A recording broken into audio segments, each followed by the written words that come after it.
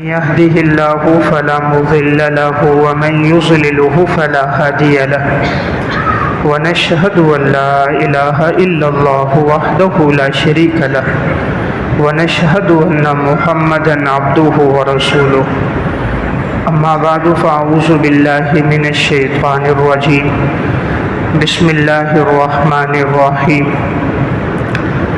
وذروا ظاهر الإثم وباطنه إن الذين يكسبون الإثم سيجزون بما كانوا يقترفون وقال الله تبارك وتعالى في مقام آخر ظهر الفساد في البر والبحر بما كسبت أيدي الناس ليذيقهم بعض الذي عملوا لعلهم يرجعون وقال الله تبارك وتعالى في مقام آخر وما أصابكم من مصيبة فبما كسبت أيديكم ويعفو عن كثير صدق اللہ العظیم۔ میرے انتہائی واجب الاحترام قابل صد احترام بھائیوں، دوستوں اور بزرگوں، میں نے آپ کے سامنے قرآن کریم کی 3 آیات تلاوت کی ہیں۔ پہلی آیت میں اللہ رب العزت ارشاد فرماتے ہیں وَذَرُوا ظَاهِرَ الْإِثْمِ وَبَاطِنَهُ، تم ظاہری گناہوں کو بھی چھوڑ دو اور باطنی گناہوں کو بھی چھوڑ دو۔ إِنَّ الَّذِينَ يَكْسِبُونَ الْإِثْمَ سَيُجْزَوْنَ بِمَا كَانُوا يَقْتَرِفُونَ، یقیناً جو لوگ گناہوں کا ارتکاب کرتے ہیں تو انہیں ان گناہوں کی سزا دی جائے گی۔ اس آیت میں اللہ رب العزت نے فرمایا ظاہری گناہوں سے بھی اپنے آپ کو بچاؤ، باطنی گناہوں سے بھی اپنے آپ کو بچاؤ۔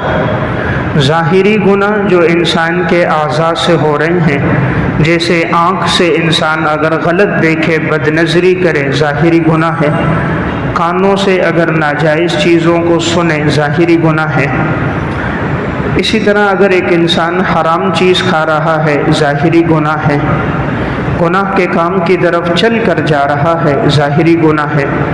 اور بعض گناہ باطنی ہے، جس طرح کہ حسد ہے، کینہ ہے، بغض ہے، نفرت ہے، عداوت ہے، آہت شکنی ہے۔ تو قرآن کریم میں اللہ نے فرمایا دونوں قسم کے گناہوں سے بچو، اور یقیناً جو آدمی جو بھی گناہ کرے گا اسے اس گناہ کا بدلہ دیا جائے گا۔ دوسری آیت میں اللہ رب العزت نے ارشاد فرمایا ظہر الفساد فی البر والبحر بما کسبت ایدی الناس، خشکی میں اور تری میں جو بھی فساد نظر آ رہا ہے یہ انسان کے گناہوں کی وجہ سے ہے، اور ہم چاہتے ہیں کہ بعض گناہوں کی سزا انسان کو دنیا میں دے دیں، شاید ممکن ہے کہ یہ اپنی زندگی سے پلٹ کر آ جائے۔ یعنی اللہ سب گناہوں کی سزا دنیا میں نہیں دیتا، فرمائے چند ایک کی سزا ہم دنیا میں دے دیتے ہیں۔ ممکن ہے کہ ان سزاؤں کو دیکھ کر، محسوس کر کے انسان اپنی ماضی کی زندگی سے لوٹ کر ہدایت کی طرف، انابت کی طرف آ جائے۔ تیسری آیت میں ارشاد فرمایا وَمَا أَصَابَكُم مِّن مُّصِيبَةٍ فَبِمَا كَسَبَتْ أَيْدِيكُمْ، انسان پر جو مصیبت پہنچتی ہے وہ انسان کی بدعمالیوں کی وجہ سے پہنچتی ہے۔ وَيَعْفُو عَن كَثِيرٍ، لیکن بہت سارے گناہوں کو تو اللہ معاف کر دیتا ہے۔ یعنی ہر گناہ پر اللہ بندے کو مصیبت اور پریشانی میں مبتلا نہیں کرتا، بہت سارے گناہوں کو تو اللہ معاف فرما دیتا ہے، لیکن جو بھی مصیبت آ رہی ہے وہ انسان پر، انسان کے گناہوں کی وجہ سے آتی ہے۔ وَمَن يَعْمَلْ سُوءًا يُجْزَ بِهِ، جو آدمی برا عمل کرے گا اسے برا عمل کا بدلہ دیا جائے گا۔ قرآن کریم کی ان آیات سے جو بات ہمارے سامنے آتی ہے وہ یہ ہے کہ گناہوں کی جو سزا ہے وہ دنیا میں بھی انسان کو ملتی ہے، آخرت میں تو یقینی ہے، قبر میں تو یقینی ہے، حشر کے میدان میں تو آگے یقینی ہے جہنم کی صورت میں، لیکن بعض گناہوں کی سزا اللہ تعالیٰ انسان کو دنیا میں بھی دیتا ہے۔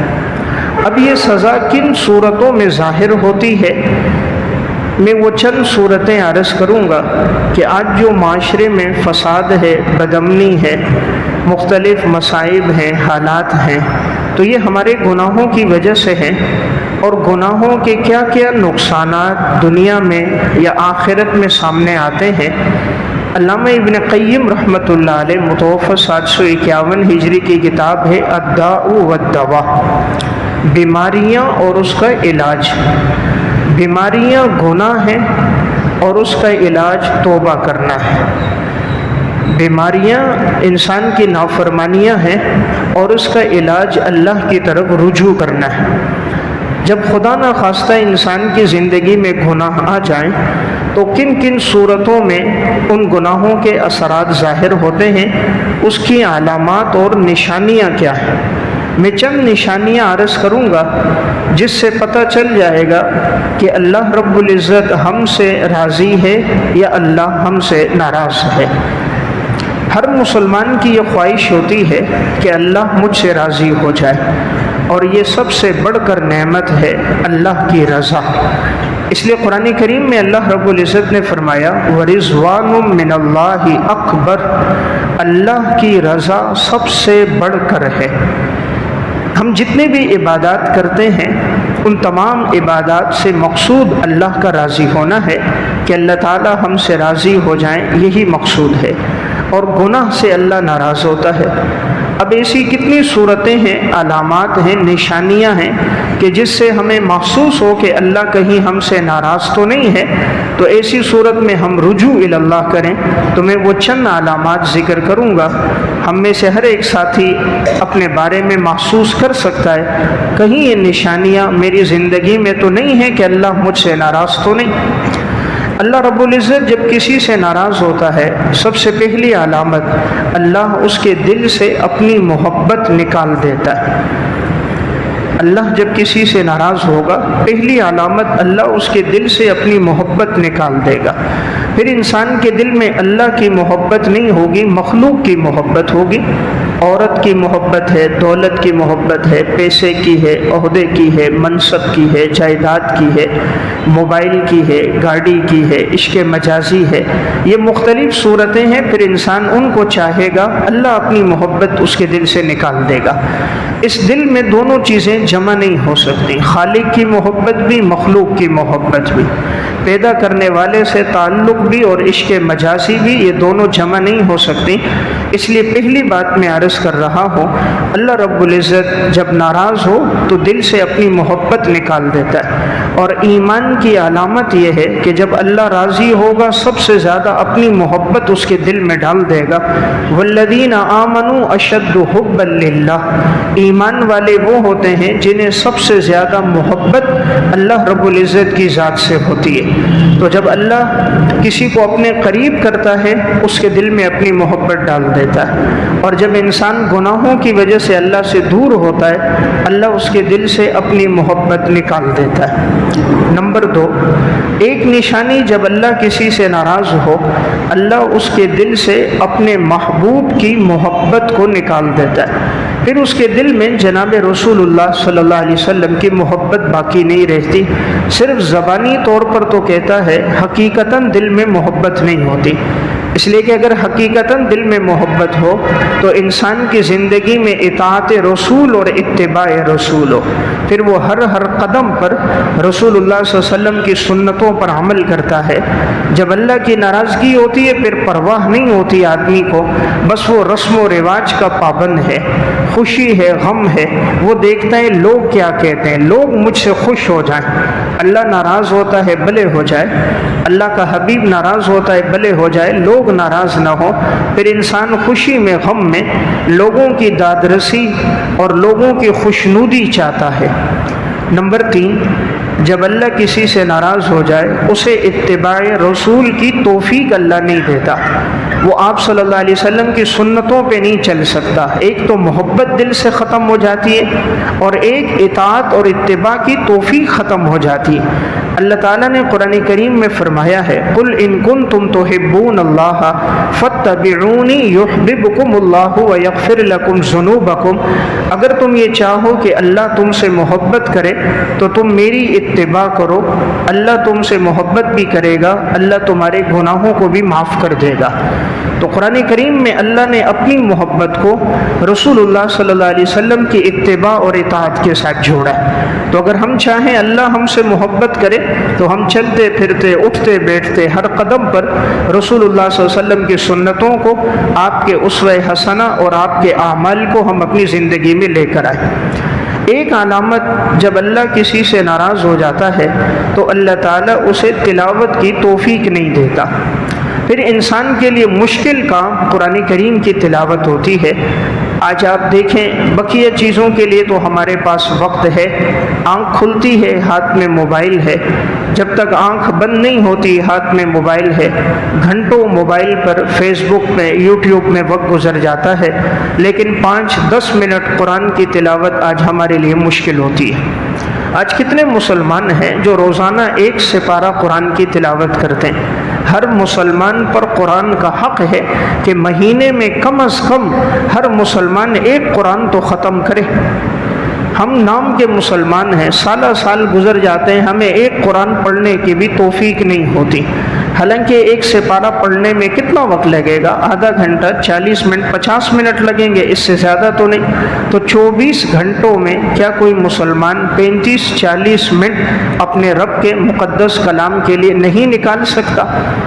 ہم گھنٹوں دکانوں پر، فیکٹریوں پہ اوور ٹائم لگاتے ہیں، یومیہ کی بنیاد پر 2-2 گھنٹے، 3-3 گھنٹے اوور ٹائم لگ رہا ہے۔ اگر یہ اوور ٹائم مسجد میں اللہ کی عبادت اور تلاوت میں لگ جائے تو مشکل کوئی نہیں ہے۔ اصل بات ہے اللہ کی توفیق نہیں، ہمارے گناہوں کی وجہ سے دل سیاہ ہے۔ تو ایک علامت میں نے عرض کی، جب اللہ کسی سے راضی ہوتا ہے تلاوت کی توفیق دیتا ہے، اور جب اللہ ناراض ہو جائے اس کے لیے مشکل کام قرآن کریم کی تلاوت ہوتی ہے۔ اللہ کی ناراضگی کی ایک علامت یہ ہے اللہ تعالیٰ انسان سے سکون کی نیند چھین لیتا ہے، پھر اس کو اطمینان کی نیند نصیب نہیں ہوتی، کروٹیں بدلتا رہتا ہے۔ وہ جو طبعی نیند ہے اس سے انسان محروم ہوتا ہے۔ آج گولیاں کھا کے سو رہے ہیں، غنودگی تو آ جاتی ہے، نشہ تو آ جاتا ہے، لیکن جب انسان اٹھتا ہے تو جسم میں وہی تھکاوٹ باقی ہوتی ہے اور جسم کے اندر وہی تھکن باقی ہوتی ہے۔ اور جو اللہ طبعی نیند عطا کرتا ہے وہ انسان اگر چند گھنٹے بھی سو جائے، جب اٹھتا ہے تو حشاش بشاش ہوتا ہے، طبیعت میں نشاط ہوتا ہے، جسم میں نئی تر و تازگی کی لہر ہوتی ہے اور مختلف کام کاج کے لیے جسم میں توانائی پیدا ہو جاتی ہے۔ تو میں نے عرض کیا ایک علامت اللہ ناراض ہو سکون کی نیند چھین لیتا ہے۔ آج کتنے ہیں کروٹیں بدلتے بدلتے گھنٹوں گزر جاتے ہیں، نیند نہیں آتی۔ اللہ رب العزت راضی ہو، انسان فٹ پاتھ پہ بھی لیٹا ہو اطمینان سے سویا ہوتا ہے، نیچے بستر نہیں ہوتا چٹائی پہ لیٹا ہے، تکیہ موجود نہیں اطمینان سے سویا ہے، دوسری طرف ایئر کنڈیشن کمرہ ہے، پہلو میں رفیق حیات ہے، نرم و نازک گدا ہے، قالینیں بچھی ہوئی ہیں اور کمرہ اتنا سیفٹی والا ہے کہ کوئی مکھی اور مچھر اندر داخل نہیں ہو سکتا، لیکن پھر بھی سکون کی نیند سے محروم ہے۔ تو میں نے ایک بات عرض کی، اللہ راضی ہوگا سکون کی نیند دے گا۔ کراچی اجتماع میں تھا، رات کے وقت نکل رہا تھا تو ایک ساتھی کو میں نے دیکھا، بابا جی تھا، بوڑھا سا پیرا دے رہا تھا، تو اس کو نیند سے آنے لگی، ہاتھ میں ڈنڈا تھا تو غنودگی میں یوں ساتھ جھٹکا بھی لگ رہا تھا۔ تو میں نے کہا دیکھو اللہ نے کیسی بہترین زندگی دی ہے، اس حال میں بھی کہ کھڑا ہے، پیرا بھی دے رہا ہے لیکن ساتھ ساتھ نیند بھی محسوس ہو رہی ہے۔ تو دوسری طرف وہ ہے جو نرم و نازک گدوں پر قالینوں پر ہیں، نیند نہیں ہے، اور یہاں چٹائیوں پر لیٹے ہوئے ہیں، اللہ نے سکون کی نیند دی ہے۔ ایک علامت جب اللہ کسی سے ناراض ہو جائے اللہ تعالیٰ اس پر اپنی نعمتیں بند کر دیتا ہے، اپنی نعمتوں سے اسے محروم کر دیتا ہے، پھر انسان اللہ کی نعمتوں سے لطف اندوز نہیں ہو سکتا۔ آج جو مختلف بیماریاں، امراض اور مسائل اور مصائب ہیں، اس کی بنیادی وجہ انسان کی نافرمانیاں ہیں، جس کی وجہ سے اللہ نے اپنی نعمتیں بند کر دی۔ رسول اللہ صلی اللہ علیہ وسلم نے ارشاد فرمایا، انسان گناہوں کی وجہ سے رزق سے محروم کر دیا جاتا ہے۔ آج جو انسان رزق سے محروم ہے، ڈاکٹر کے پاس جاتا ہے، پورا پرچہ ہاتھ میں تھما دیتے ہیں، یہ نہیں کھانا، یہ نہیں کھانا، یہ نہیں کھانا، یہ نہیں کھانا، بس فلاں چند چیزیں کھانی ہیں، اس کے علاوہ نہیں۔ لاکھوں کروڑوں روپے کا مالک ہوتے ہوئے بھی رب کی نعمتوں سے انسان لطف اندوز نہیں ہو سکتا۔ ایک ساتھی ایک جگہ مجھے ملا بیان کے بعد، وہ کہنے لگا حضرت میرے اکاؤنٹ میں 9 کروڑ روپے ہے، لیکن میری غذا یہ ہے کہ میں کہوہ چائے لیتا ہوں اور 2 ڈبروٹی کے پیس ہوتے ہیں یا پاپے ہوتے ہیں، ان 2 ڈبروٹیوں کے ساتھ کہوہ چائے لیتا ہوں، اس سے زیادہ اگر میں کھاؤں تو مجھے قے ہو جاتی ہے، میرا معدہ ہضم نہیں کرتا۔ یعنی کروڑوں روپے کا مالک ہے، لیکن غذا صرف کیا ہے کہ کہوہ ہے، چند ڈبروٹی کے پیس ہیں، تو اللہ ناراض ہو جائے، اللہ اپنا رزق انسان پہ بند کر دیتا ہے۔ اللہ راضی ہوتا ہے، اپنی ساری نعمتیں بندے کو کھلاتا رہتا ہے، صبح بھی کھا رہا ہے، شام بھی کھا رہا ہے۔ یہ جو آج مختلف بیماریاں ہیں، مختلف مصیبتیں ہیں، اللہ نے قرآن میں فرمایا وَمَا أَصَابَكُم مِّن مُّصِيبَةٍ فَبِمَا كَسَبَتْ أَيْدِيكُمْ، انسان تیرے اوپر جو مصیبت آ رہی ہے تیرے گناہوں کی وجہ سے آ رہی ہے۔ اللہ نے ظلم نہیں کیا ہے، انسان کی بدعملیوں کی وجہ سے وہ مختلف مصائب میں، پریشانیوں میں مبتلا ہے۔ اللہ جب ناراض ہو، ایک علامت ابن قیم رحمۃ اللہ علیہ دکھتے ہیں کہ اللہ تعالیٰ انسان کے دل کو پھر گناہوں کی وجہ سے سیاہ کر دیتا ہے، زنگ لگ جاتا ہے، پھر ہدایت کی بات اس کے دل پر اثر انداز نہیں ہوتی۔ قرآن کریم میں ہے کلا بل ران علی قلوبہم ما کانوا یکسبون، اللہ فرما رہے کہ ان لوگوں نے گناہ کر کر کے اپنے دلوں پر زنگ لگا دیا، اور یہ زنگ اس وجہ سے لگا ان کی بدعملیوں کی وجہ سے۔ معلوم ہوا گناہوں کی وجہ سے دل زنگ آلود ہو جاتا ہے۔ حدیث میں آتا ہے جب انسان گناہ کرتا ہے دل پہ ایک نقطہ لگتا ہے، پھر کرتا ہے دوسرا لگتا ہے، توبہ کر دے تو مٹ جاتا ہے، نہ توبہ کرے تو یہ نقطے لگتے لگتے دل سیاہ ہو جاتا ہے۔ ایک وقت آتا ہے دل پہ مہر لگ جاتی ہے، مہر جباریت، ختم اللہ علی قلوبہم وعلی سمعہم وعلی ابصارہم غشاوہ، پھر دلوں پہ مہر لگ جاتی ہے، کانوں پہ مہر لگ جاتی ہے، آنکھوں کے سامنے پردے آ جاتے ہیں، پھر ہدایت کی بات کان میں جاتی ہے، دل پر اثر نہیں کرتی۔ ہدایت کی چیز آنکھوں کے سامنے نظر آتی ہے، قرآن کا ترجمہ، تشریح، حدیث، لیکن وہ دماغ تک، دل تک پہنچتی نہیں ہے۔ ہدایت کی بات دماغ تک جا تو رہی ہے لیکن دل پر اثر انداز نہیں ہو رہی۔ وجہ کیا بنی؟ وجہ انسان کے گناہ ہے۔ تو گناہوں کی وجہ سے ایک نقصان یہ ہوتا ہے کہ اس انسان کا دل سیاہ ہو جاتا ہے، زنگ لگ جاتا ہے، اور ہدایت کی بات اثر انداز نہیں ہوتی۔ ایک نقصان، جب زندگی میں گناہ آ جائیں تو بیوی بچے ماتحت نافرمان ہو جاتے ہیں۔ آج جو انسان یہ معاشرے میں دیکھتا نظر آ رہا ہے کہ بیویاں بد اخلاق ہیں، بچے نافرمان، بچیاں نافرمان، نوکر بات نہیں مان رہا، ماتحت نہیں مان رہے، مزدور نہیں مان رہے، خدام نہیں مان رہے۔ بنیادی وجہ جب انسان اللہ کا نافرمان ہوتا ہے، مخلوق اس کی نافرمان ہو جاتی ہے، اور جب انسان اللہ کا فرما بردار ہوتا ہے، اللہ مخلوق کو اس کی اطاعت میں لگا دیتا ہے۔ اس لیے حضرت شیخ عبد القادر جیلانی رحمۃ اللہ علیہ فرماتے تھے، میں جب اللہ کی نافرمانی کروں مجھے پتہ چل جاتا ہے۔ کسی نے کہا حضرت کیسے پتہ چلتا ہے؟ کہا میرے بیوی بچے، میرے اہل و عیال، میری سواری میری نافرمانی کرتی ہے، میں سمجھ جاتا ہوں کہ میں نے اللہ کی نافرمانی کی ہوگی کہ اس کا اثر یہ سامنے آ رہا ہے۔ تو انسان جتنا اللہ کی اطاعت میں زندگی گزارے، اللہ اہل و عیال کو، ماتحتوں کو اس کا فرما بردار بنا دیتا ہے۔ آج ساتھی سمجھتے ہیں جی ہم پر جادو ہو گیا کہ میرا بچہ بد اخلاق ہے، بیوی بد اخلاق ہے۔ یہ کوئی جادو نہیں ہے، انسان کی اللہ سے دوری ہے، اللہ کی نافرمانی ہے، اس لیے وہ زندگی بھر اندر سے جلتا رہتا ہے، سکون اس کو نصیب نہیں ہوتا۔ ایک علامت علامہ ابن قیم لکھتے، جب اللہ تعالیٰ کسی سے ناراض ہو جائے، اللہ اس سے حافظے کی نعمت چھین لیتا ہے۔ حافظے کی نعمت نہیں ہوتی، آج ہمارے پاس حافظہ نہیں ہے، زندگی گزر گئی، کوئی صرف سورہ اخلاص پڑھتے پڑھتے نماز میں وقت گزار رہا ہے، کسی کو زیادہ ہے ہیں 2 4 5 10 صورتیں یاد ہیں، اس سے زیادہ یاد نہیں ہیں۔ ہم کوئی چیز یاد کرنا چاہیں یاد نہیں رہتی۔ آج تو حالت نئی نسل کی یہ ہے کہ ان کو نقل کے لیے پرچہ بھی دیا جاتا ہے، ان کو پھر بھی نہیں پتہ ہوتا نقل کرنی کیسے، وہ بتانا پڑتا ہے یہاں سے یہاں تک جواب ہے، اس کو اتار دو، تو پھر وہ اتارتے ہیں۔ یعنی حافظہ اور فہم اللہ نے اتنی لے لی ہے۔ آج رات کا کھایا صبح یاد نہیں رہتا، کوئی چیز گھر میں رکھ دو تلاش کرتے رہو نہیں ملتی۔ حافظے کی نعمت اللہ نے کیوں لے لی؟ گناہوں کی وجہ سے۔ محدثین کے حافظے کیوں قوی تھے؟ یہ لوگ پرہیزگار تھے۔ اللہ نے قرآن میں علم کو تقوی سے جوڑا ہے، واتقوا اللہ ویعلمکم اللہ۔ جب زندگیوں میں تقوی ہوگا اللہ فرماتے ہم تمہیں علم عطا فرمائیں گے۔ انبیاء علیہ الصلوۃ والسلام کے پاس سب سے زیادہ علم ہوتا ہے۔ انبیاء نے کچھ پڑھا نہیں ہوتا، اللہ انہیں علم دیتا ہے براہ راست۔ وہ علوم وہابی ہوتے ہیں۔ اسی طرح زندگی میں جتنا تقوی ہوتا ہے اللہ تعالیٰ اتنی فہم و فراست حافظے کی نعمت عطا فرماتا ہے۔ یہ جو محدثین کو 3 لاکھ 5 لاکھ حدیثیں یاد تھیں، اس کی بنیادی وجہ یہ لوگ گناہ سے بچتے تھے۔ امام بخاری رحمۃ اللہ علیہ 3 لاکھ حدیثوں کے حافظ تھے۔ زندگی ایسی محتاط گزاری، تاریخ بغداد میں ان کے حالات میں ہے، فرماتے انی ارجو ان القی اللہ ولا یحاسبنی انی اغتبت احدا، مجھے امید ہے کہ میرے نامہ اعمال میں قیامت کے دن غیبت کا گناہ نہیں ہوگا۔ یعنی پوری زندگی میں غیبت نہیں کی ہے۔ کتنی محتاط زندگی ہے۔ میں اور آپ ایک دن کے بارے میں نہیں کہہ سکتے آج ہم سے غیبت نہیں ہوئی ہوگی، وہ اپنی پوری زندگی کے بارے میں کہہ رہے ہیں کہ مجھ سے غیبت نہیں ہوئی۔ اتنی محتاط یہ لوگ زندگی گزار کے گئے۔ تو زندگی میں تقوی تھا، اللہ نے حافظے کی نعمت دی تھی۔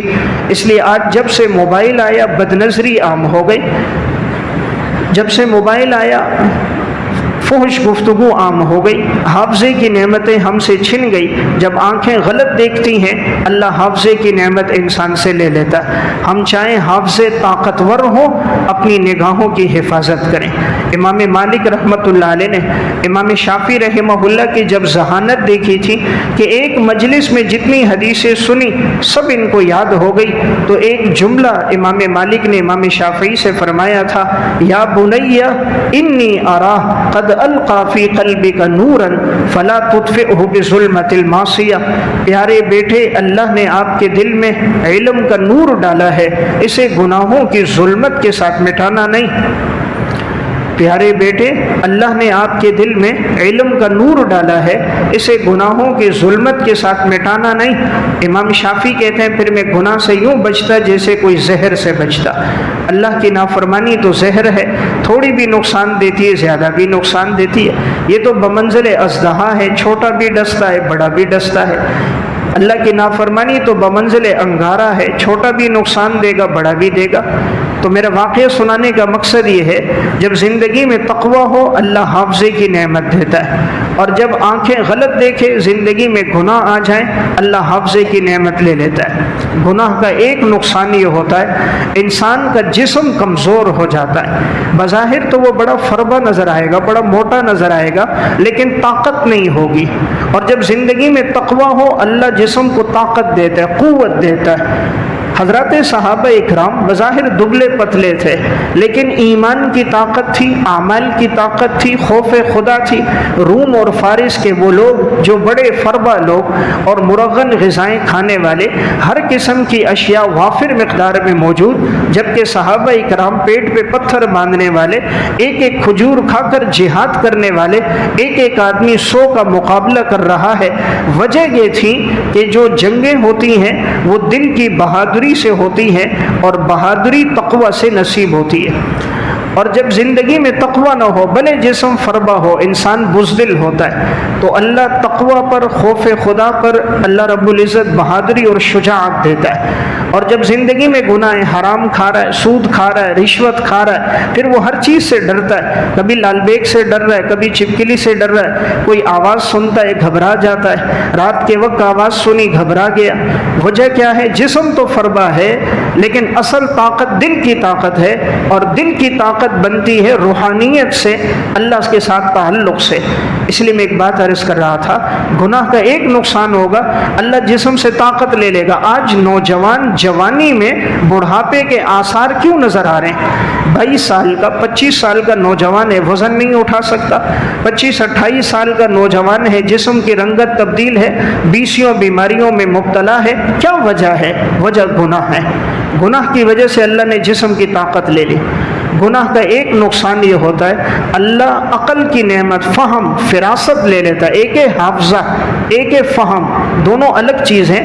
حافظے کا مطلب ہوتا ہے جو چیز سنی یاد ہو گئی، فہم کا مطلب ہوتا ہے دماغ تیز ہے، بات سنتے ہی نتیجے تک پہنچ جاتا ہے، ایک ایک آیت سے 20 مسائل کا استنباط کرتا ہے، ایک ایک حدیث سے سینکڑوں مسائل نکالتا ہے، بات دیکھ کر نتیجے پر پہنچ کر عقل مندی کی بات کرتا ہے۔ یہ اللہ تقوی پہ دیتا ہے۔ جب زندگی میں تقوی آتا ہے اللہ فہم بڑھا دیتا ہے، اور جب زندگی میں تقوی نہیں ہوتا بے وقوفی بڑھ جاتی ہے۔ وہ بات کرتا ہے بے وقوفی والی، لب کھولتا ہے لوگ کہتے ہیں کیا بات کر رہا ہے۔ فہم ہوگی اللہ فراست دے گا، جیسے ایک روایت میں آتا ہے مومن کی فراست سے ڈرو، وہ اللہ کے نور سے دیکھتا ہے۔ ایک نعمت اللہ جب راضی ہوگا تقوی کی نعمت سے حافظہ دے گا، ناراض ہوگا تو نشانی کیا ہے؟ حافظے کی نعمت، فہم کی نعمت لے لے گا۔ ایک علامت جب اللہ کسی سے ناراض ہو جائے اللہ تعالیٰ اس کے چہرے پہ وحشت ڈال دیتا ہے۔ وحشت ہوتی ہے وہ گناہوں کی وجہ سے۔ یہ چہرہ انسان کے باطن کی نمائندگی کرتا ہے، جیسے باطن کی زندگی ہوگی ویسے چہرے کے آثار ہوں گے۔ اگر باطن اندر سے روشن ہوگا ظاہر کی زندگی بھی روشن ہوگی۔ اور جب اللہ بندے سے محبت کرتا ہے اسے محبوبیت دے دیتا ہے، اور جب اللہ ناراض ہو جائے لوگوں کے دلوں میں اس کی نفرت ڈال دیتا ہے تو کوئی اس کو پسند نہیں کرتا۔ تو تقوی کے ساتھ اللہ کی محبت نصیب ہوتی ہے۔ تو میں عرض کر رہا تھا گناہوں کے یہ نقصانات ہیں۔ ہم نے سمجھے کہ شاید گناہ کا نقصان آخرت میں ہوگا، ایسی بات نہیں، گناہ کے یہ نقصانات دنیا میں بھی ہیں۔ پھر جنہوں نے گناہ پہ چلے اللہ نے بسا اوقات دنیا میں مختلف صورتوں میں ان کو سزائیں دی۔ میں چند واقعات عرض کروں گا جس سے اندازہ ہوگا جو آدمی جس گناہ میں مبتلا تھا اللہ نے بعض کو دنیا میں بھی سزا دی۔ امام بیہقی رحمۃ اللہ علیہ نے شعب الایمان میں ایک واقعہ لکھا۔ تاجروں کی ایک جماعت نکلی سفر میں، راستے میں ایک تاجر کا انتقال ہو گیا۔ جب اس کی تدفین کے لیے انہوں نے ایک جگہ قبر کھودی تو نیچے سے ایک اژدہا نکلا۔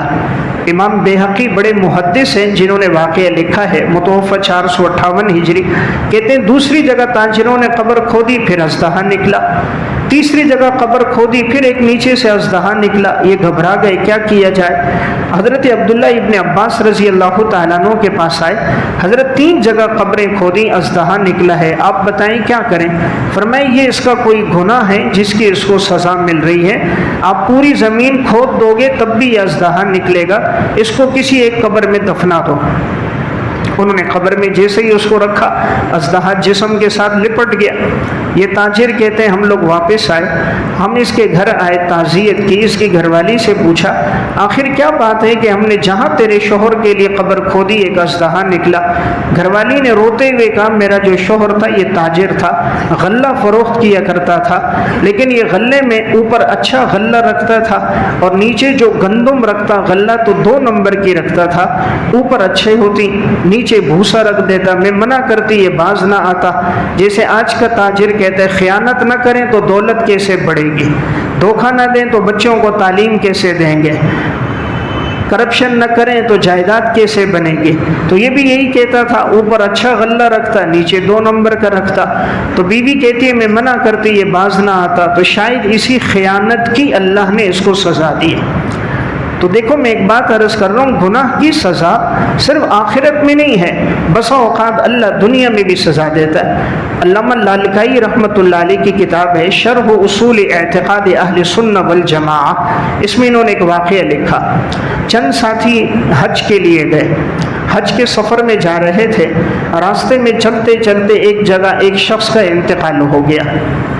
اب انہوں نے ان کے پاس قبر کھودنے کے لیے کوئی سامان وغیرہ نہیں تھا، کوئی بیلچا، کودال، گھینٹیاں وغیرہ، تو قریب میں آبادی تھی، یہ لوگ آبادی میں گئے تو ایک گھر سے انہوں نے کہا کوئی گھینٹی کوئی کودال وغیرہ ہو تو ہمیں دے دو۔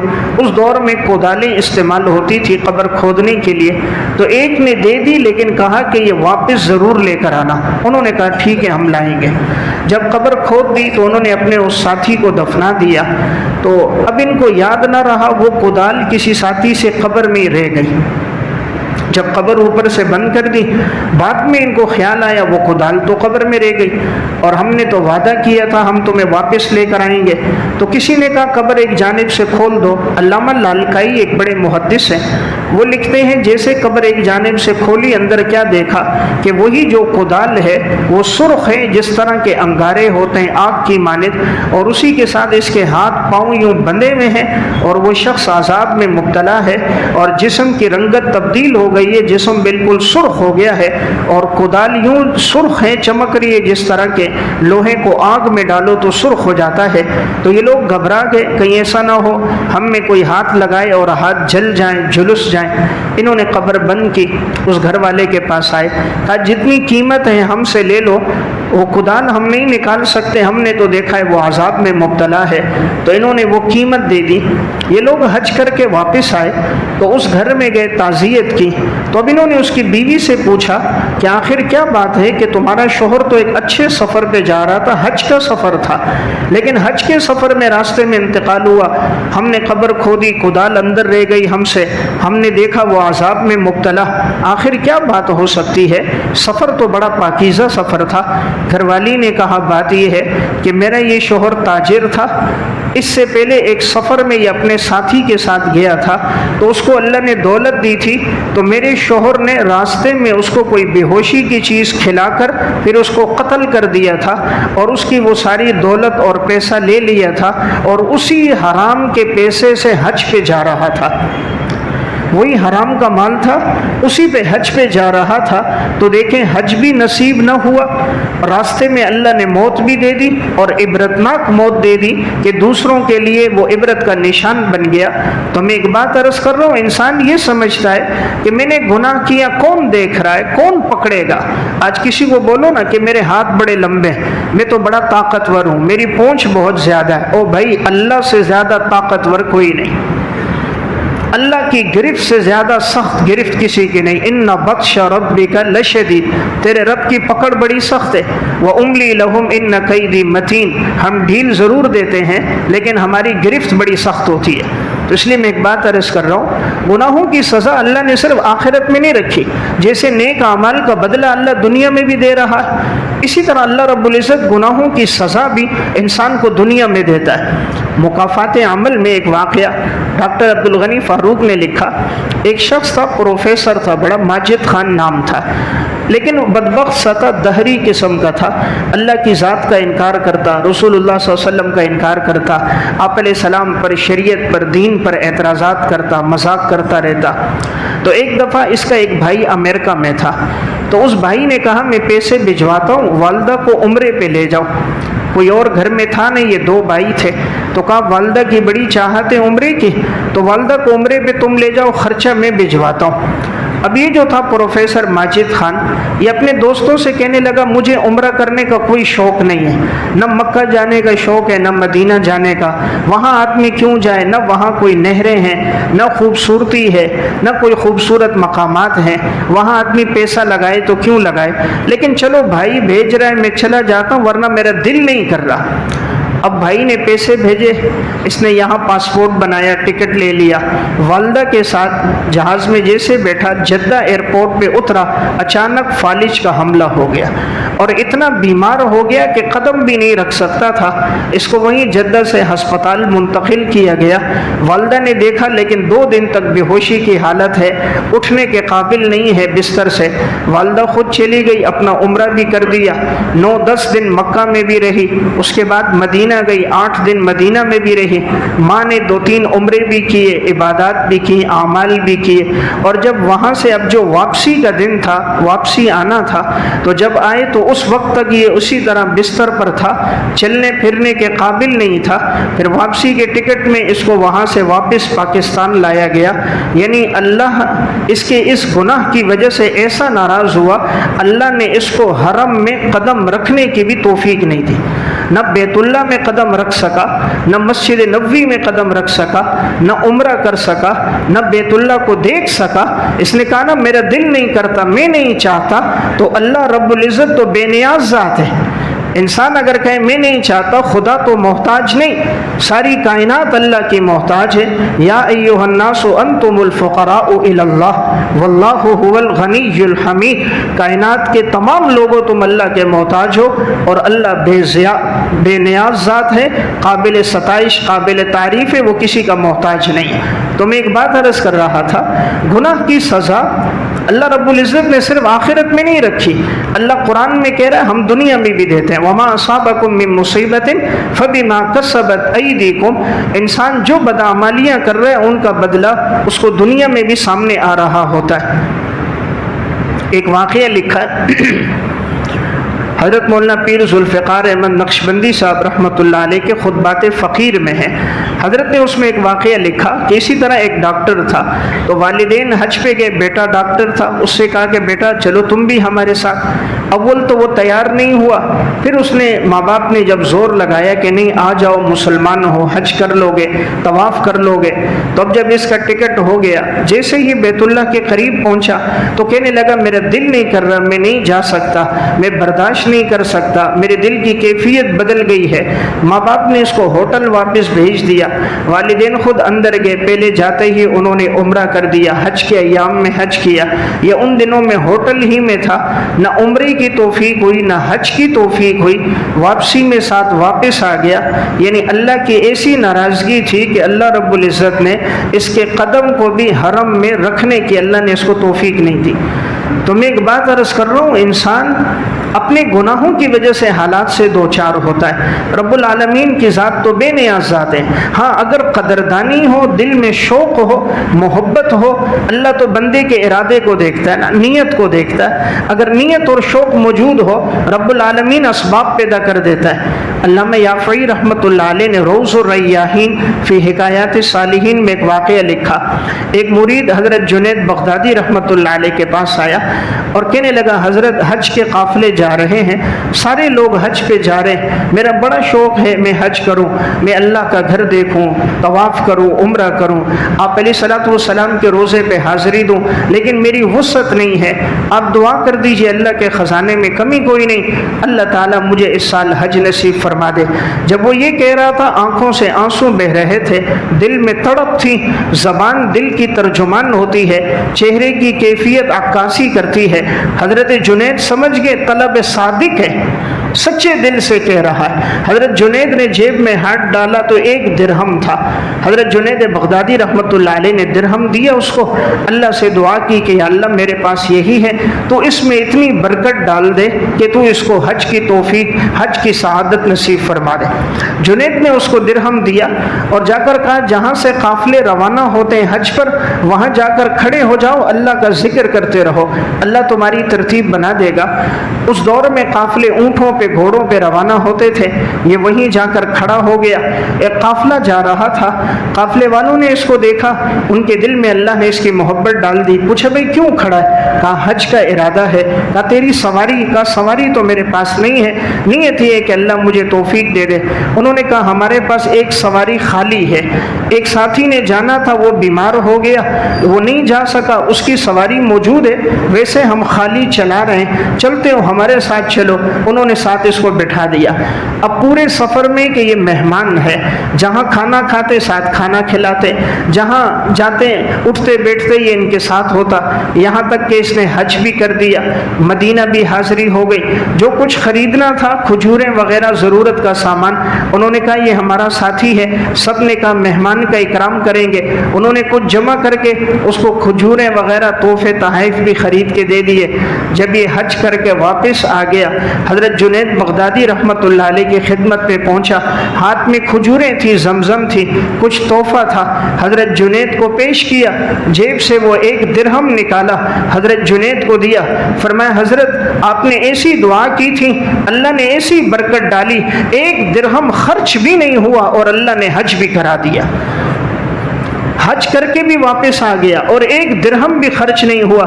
حضرت جنید کو اس نے وہ درہم واپس کیا۔ تو یہ حج عمرے کی سعادت پیسے سے نہیں ہوتی، قبولیت سے ہوتی ہے۔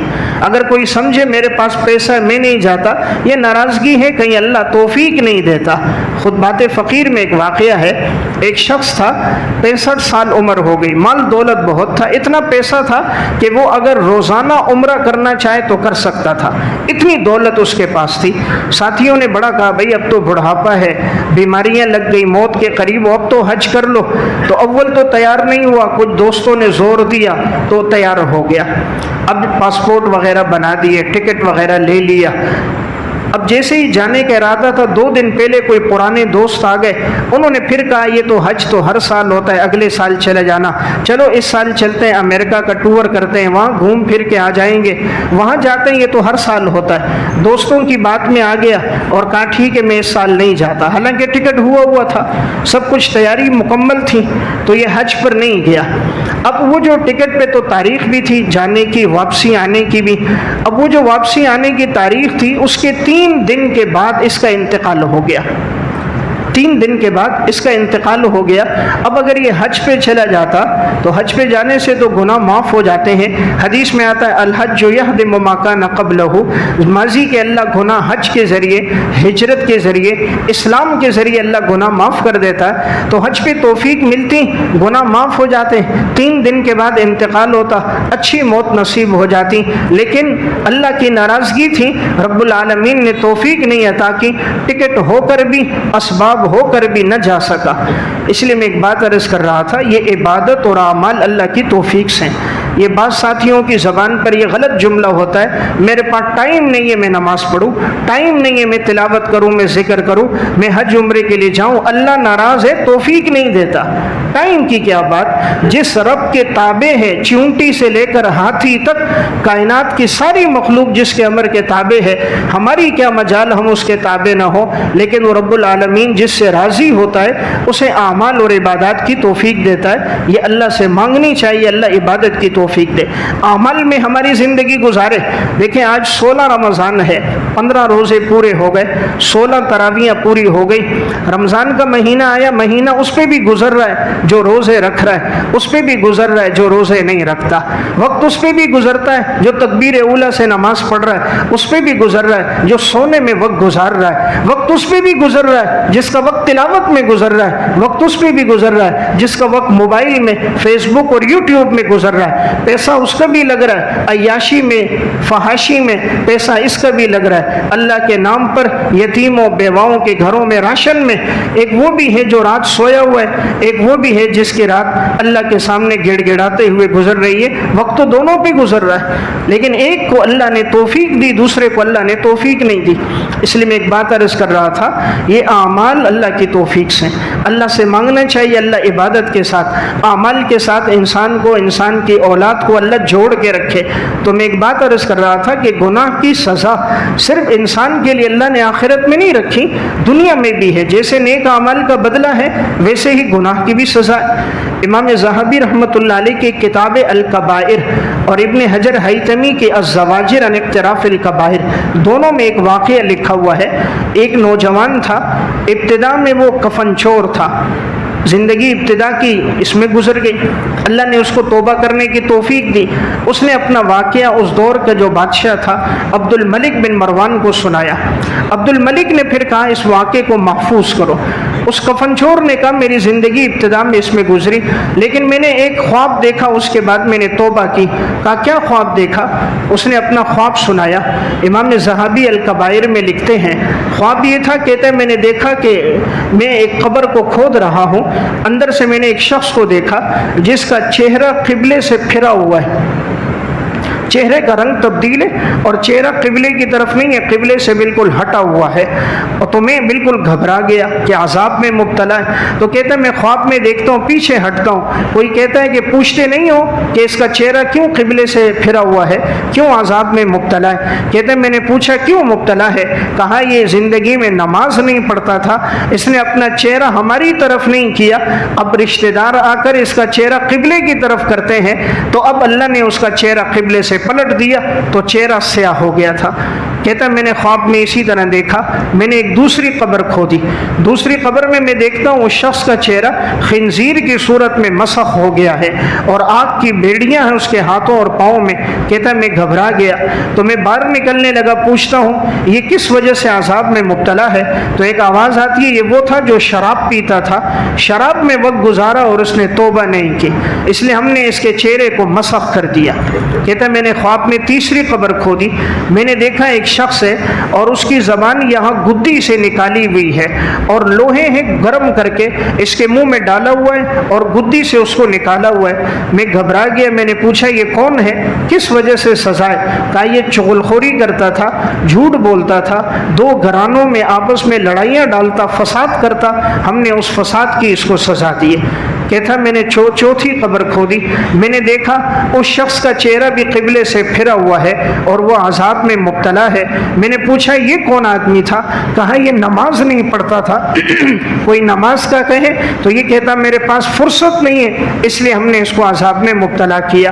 کہتا میں نے پانچویں اور آخری قبر جب کھودی، میں کیا دیکھتا ہوں کہ ایک تخت لگا ہے، اس تخت پر ایک نوجوان بیٹھا ہے، بڑا خوبصورت ہے، تا حد نگاہ قبر انسان کی کشادہ ہے اور مختلف اس میں باغات ہے، نہریں اس میں جاری ہیں۔ میں بڑا خوش ہو گیا کہ اللہ نے اس کو بڑی خوبصورت قبر دی، آخرت کی بڑی بہترین خوشگوار زندگی عطا کی۔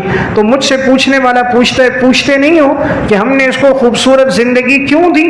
تو کہتا ہے میں نے پوچھا یہ خوبصورت زندگی اس کو کیوں ملی؟ تو ایک جواب آیا، شاب نشأ فی عبادت اللہ، یہ وہ نوجوان تھا جس نے جوانی میں اللہ کی عبادت کی تھی، یہ وہ نوجوان تھا جس نے جوانی میں اللہ کی عبادت کی تھی۔ اللہ کو جوانی کی عبادت بڑی پسند ہے، اس لیے حدیث میں جن 7 آدمیوں کو اللہ تعالیٰ اپنے عرش کا سایہ نصیب فرمائے گا ان میں ایک وہ انسان ہوگا، رسول اللہ صلی اللہ علیہ وسلم نے فرمایا شاب نشأ فی عبادت اللہ، جس نوجوان نے جوانی میں اللہ کی عبادت کی ہو۔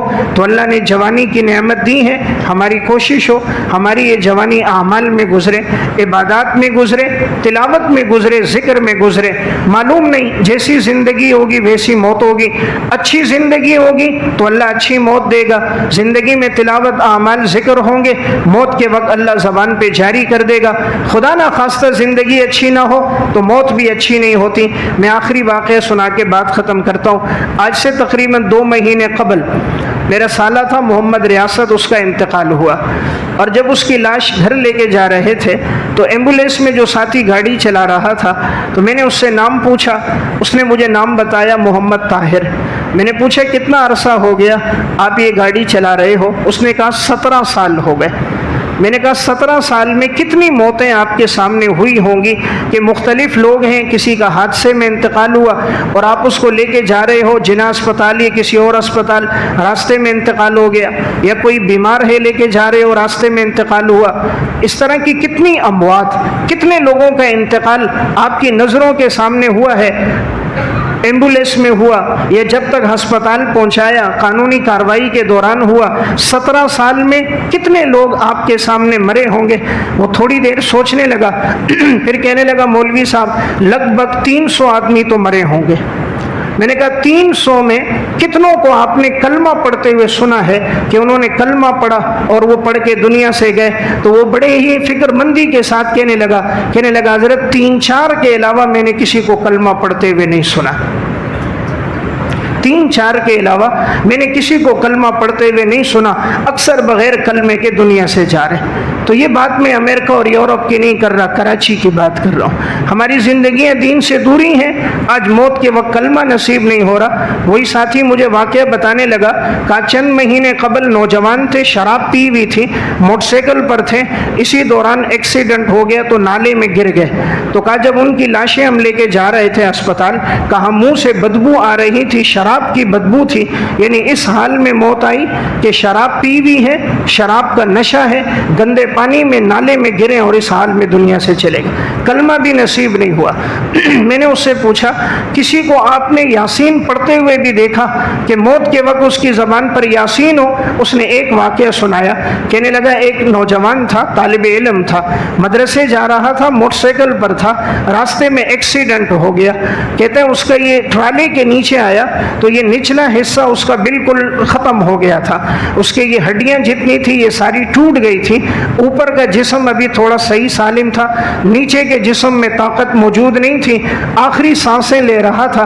کہتے ہیں میں جیسے پہنچا میں نے اس طالب علم کو اٹھایا اور اپنی ایمبولینس میں ڈالا، جیسے میں نے گاڑی تیز کی کہ کسی طرح میں اس کو پہنچاؤں، ہو سکتا ہے اس کی جان بچ جائے۔ اس نے پہلے مجھے کہا مجھے موبائل دو، میں اپنے گھر اطلاع دیتا ہوں کہ میرے ساتھ حادثہ ہوا۔ کہتے ہیں میں نے اس کو موبائل دیا، اس نے فون ملایا، اپنی والدہ کو اطلاع دی کہ اس طرح حادثہ ہوا ہے، میرا ایکسیڈنٹ ہو گیا ہے، مجھے اسپتال لے کے جا رہے ہیں، اماں جی میرے لیے دعا کرنا، کوئی غلطی ہو گئی تو مجھے معاف کرنا۔ وہ کہتا ہے انہوں نے مجھے موبائل دیا، کہا وہ نوجوان طالب علم نے یاسین شروع کر دی، کہا وہ یاسین پڑھ رہا تھا، میری کانوں میں آواز آ رہی تھی، میں نے گاڑی کو تیز کر دیا اور الارم خوب بجایا کہ جب تک میں اس کو پہنچاؤں اللہ کرے اس کی زندگی بچ جائے۔ کہا وہ پڑھتا جا رہا تھا، حالانکہ بڑی تکلیف میں تھا، نیچے کا جسم اس کا ختم ہو گیا تھا، کوئی ہڈیاں باقی نہیں تھی لیکن جسم میں جان تھی۔ کہا میں گاڑی تیز چلا رہا ہوں، وہ یاسین پڑھتا جا رہا ہے۔ جب تک جناح اسپتال تک پہنچے تھے میں اس کو اندر لے کر گیا، اس کی یاسین پوری ہو گئی۔ جب تک ڈاکٹر آئے اور علاج معالجے شروع کرنے لگے، اس نے میری طرف دیکھا، کہا آپ کا شکریہ آپ مجھے یہاں تک لے کر آئے۔ کہا یوں شہادت کی انگلی اٹھائی، آسمان کی طرف دیکھا، پڑھا اشہد ان لا الہ الا اللہ و اشہد ان محمدن عبدہ و رسولہ، کہا پڑھا اور آنکھوں میں آنسو تھے اور اسی وقت انتقال ہو گیا۔ کہا 17 سال میں یہ موت میں نے دیکھی ہے کہ اس نوجوان نے صرف کلمہ پڑھ کر نہیں گیا، وہ طالب علم حافظ تھا، کہا صرف کلمہ نہیں یاسین پڑھ کر اس تکلیف کی حالت میں، شدت میں، پریشانی میں بھی پوری یاسین پڑھی ہے، کلمہ پڑھا ہے، دنیا سے گیا ہے۔ ورنہ 300 کے لگ بھگ لوگ مرے ہیں، 3-4 کے علاوہ کو کلمہ نصیب نہیں ہوا۔ تو رمضان کا بابرکت مہینہ ہے، میں اور آپ بھی اللہ سے دعا کریں اللہ ہمیں خوبصورت موت عطا کرے۔ دنیا سے اگر ہم جائیں ہماری زبان پہ کلمہ ہو، یاسین ہو، خوشگوار موت ہو، اچھی موت اللہ نصیب فرمائے، بری موت سے، پریشانیوں سے اللہ ہماری حفاظت کرے۔ اللہ ہم سب کو عمل کی توفیق عطا فرمائے۔